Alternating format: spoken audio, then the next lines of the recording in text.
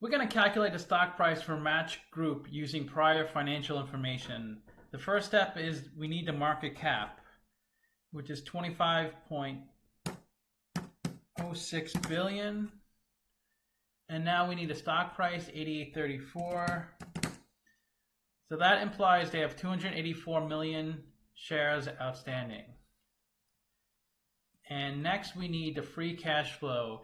And the best way to calculate the stock price for a company is to estimate future free cash flow and then discount those amounts back to today's dollars. And free cash flow can be found on the cash flow statement of any company. You may have to calculate it. It's cash flow from operations minus capital expenditures. Next, we need the net income, which is on the income statement. That's how much money this company made each year. And last, we need revenue, the sales per year. And we take the last 4 years of financial information. That's part of the model. And you can see they have a pretty nice steady increase in everything each year, which is a good sign for an investor. Now we need to look at the capital structure of Match and figure out the discount rate we need to use to apply to the future cash flows. So let's get their interest expense. That's the interest they pay on the debt, 91 million. And let's go to the balance sheet to see how much debt they have. And the current debt is debt due within a year of 20 million. And long-term debt due past 1 year is 1.6 billion. So they pay 5.65% interest on the debt. And interest payments are tax deductible, so let's see how much their effective tax rate is. And we'll go to the income statement. Let's get their income before tax, $500 million. And now the income tax. This is why the income statement is kind of hard to look at for valuation purposes, because there's a lot of non-cash items and they use accrual accounting. So some stuff doesn't make sense. Like looking at 2017, they lost, the income before tax was 252 million, but they paid negative 100 million in taxes. So they got a tax rebate that year, even though they had a profit, because it looks at prior years, the income statement. That's why we use free cash flow to figure out the value of a company and not net income.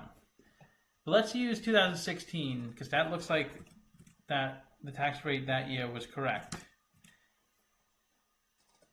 Overall, they pay the same tax rate pretty much if you smooth it out, but on a year-to-year basis, you can't really tell. Okay, so the cost of debt is 4.2%. We minus out the taxes. They only have 6% debt in the capital structure. That's pretty good. Now let's calculate the cost of equity. We need the beta of the company, the volatility. And that's a pretty low beta, 0.57, so it's not volatile at all, a stock.